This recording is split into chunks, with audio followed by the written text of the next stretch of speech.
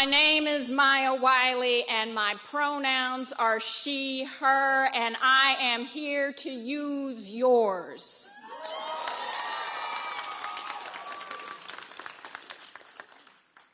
When I received the invitation to come to speak to this new commencement, I knew that there was nothing in this world that was going to keep me from you.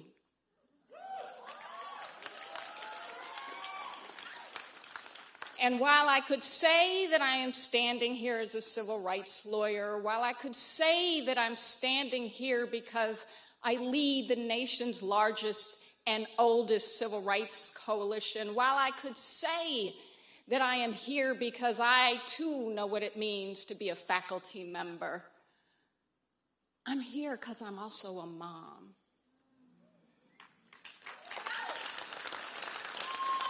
And I am a mom who has two amazing offspring, both of whom are in colleges that respect their right to be who they are.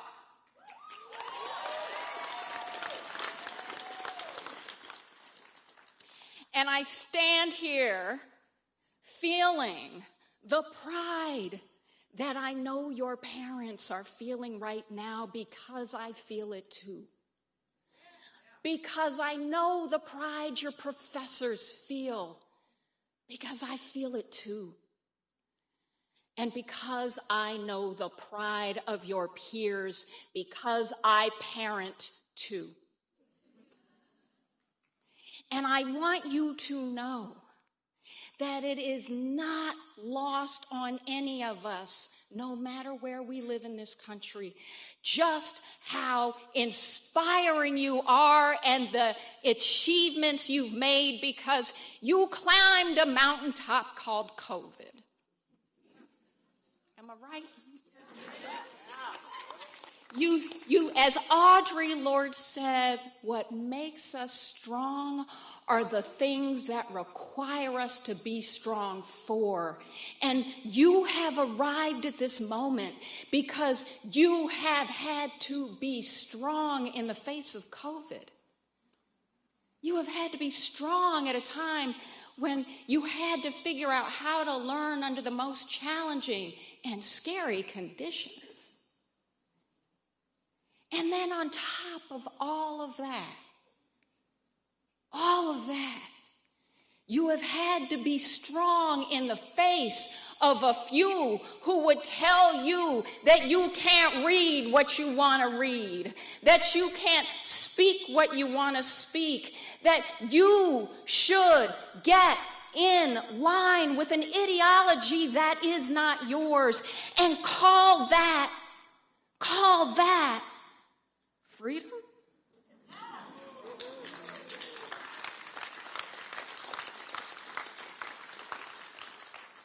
I'm going to read you a sentence. It was a bright, cold day in April, and the clocks were striking 13. Okay, this isn't a test. You've passed all your tests.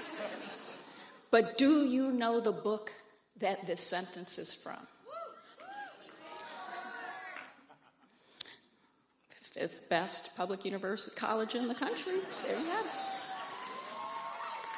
Honors college, new college. You are correct, but I want to tell you where this sentence appeared last year, and I'm going to read you the whole sentence, the whole passage. It was a bright, cold day in April, and the clocks were striking 13, and the powers in charge of Florida's public university system have declared the state has the unfettered authority to muzzle its professors in the name of freedom. This is positively dystopian.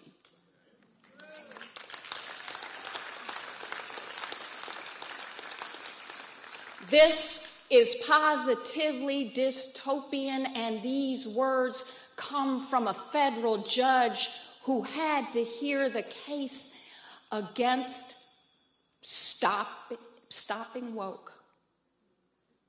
Now, I don't know about you, but I don't know the college or university whose mission is to tell you to be asleep. But I will tell you this part of the story in Orwell's book. There's a thing in that story called news speak. It is the totalitarian regime's way of saying, we're going to discourage you thinking the way you want to think by controlling your words. And what's an example of this news speak? You couldn't say bad in the book. You had to say ungood. Ungood. Well, in Florida, the Stop Woke ad had the effect of even getting a textbook publisher to remove the story of racism from Rosa Parks' fight for the ability to say, I too have the right to sit at the front of the bus and not be treated as less than a full human being and citizen of this country. I think that's Orwellian. It is in the face of a state that had said you can't say gay through elementary school and now through 12th grade. That sounds like news speak to me.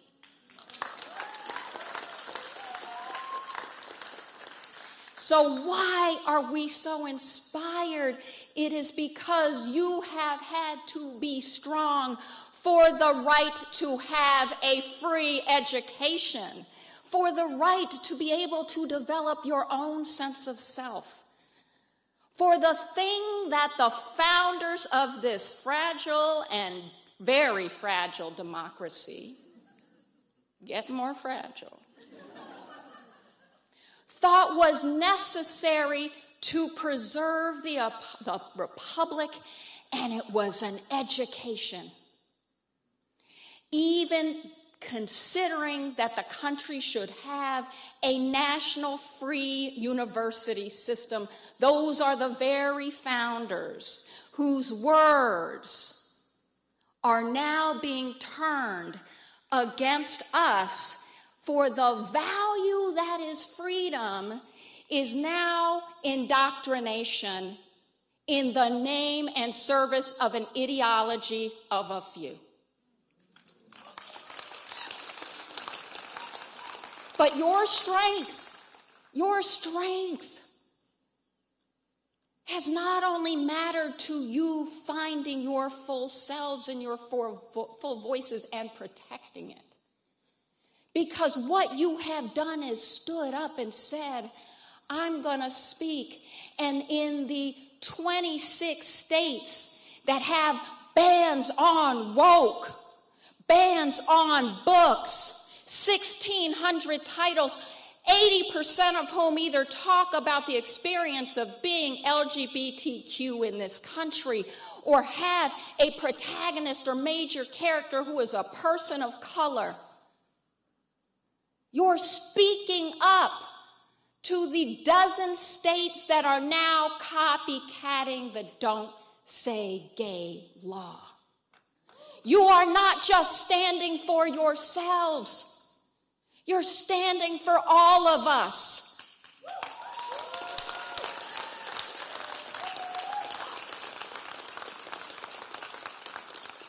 And I know that you have had to do that in the face of being called names by those you're supposed to be able to trust, called trustees for a reason.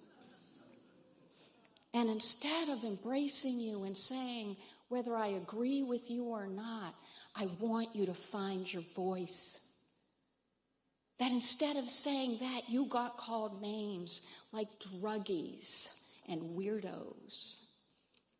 Well, I want to tell you that one of the reasons we celebrate you is you are now in the full bloom of yourselves. And this flowering cannot be plucked. The petals cannot be taken from you. And you come and walk in an alumni tradition that tells those who tell you to be asleep and to get in line and to use news speak. They tell all of us that the epithets used against you, the slurs, the dehumanization does not speak to who the new college has been or who you demand it continue to be. And I want, yes.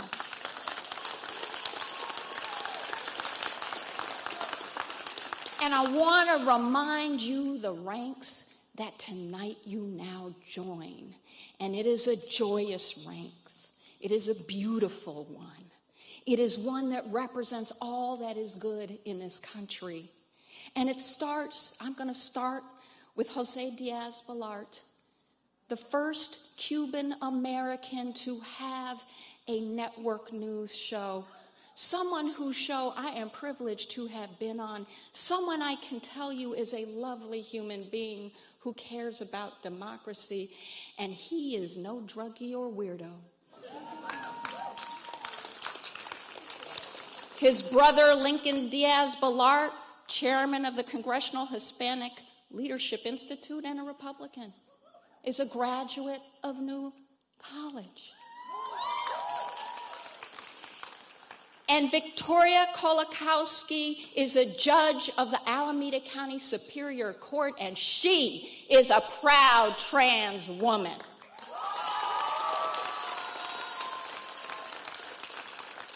I will not stop without naming X Gonzalez, who we will quote here tonight as saying, "We call BS."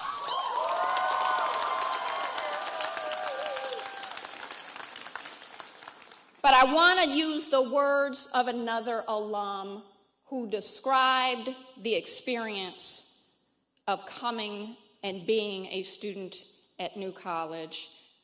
I do feel pretty confident that had I gone to some larger state university, I would not have felt socially challenged and called on to question myself and answer the white nationalist community I was standing up for.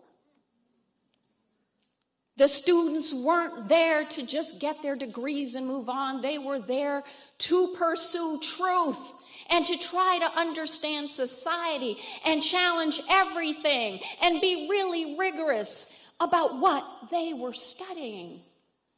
Derek Black was a white supremacist. His mother was literally the ex-wife of David Duke, the grand dragon of the Ku Klux Klan. He came here a racist and he left here a human.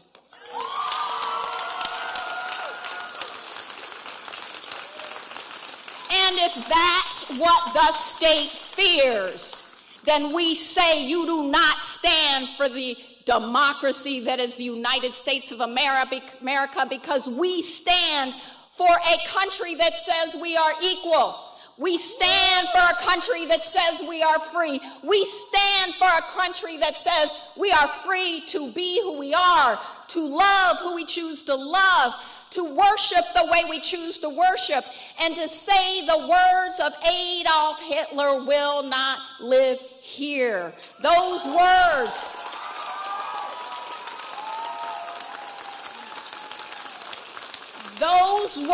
said, if you capture the youth, you control the future. And we are here to say we celebrate you because we know you are the authors of a future that no Adolf Hitler wannabe can ever create for us.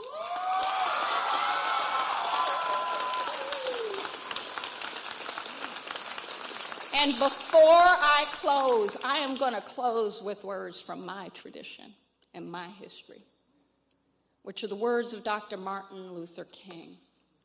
But I first want to give you the context.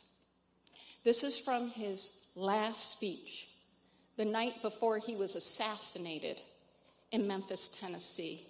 The speech where everyone knows the line, "I have been to the mountaintop." Everyone knows that line, right?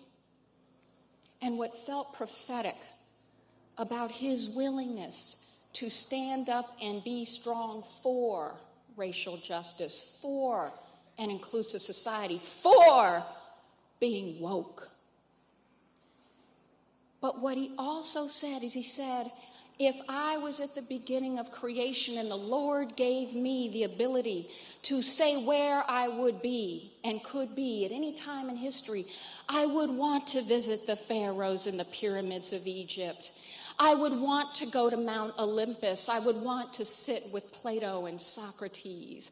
I would want to see the Roman Empire at its height. And I would want to be at the table when Abraham Lincoln signed the Emancipation Proclamation. And he talked about this traveling through history of the world, seeing it, witnessing it, understanding it.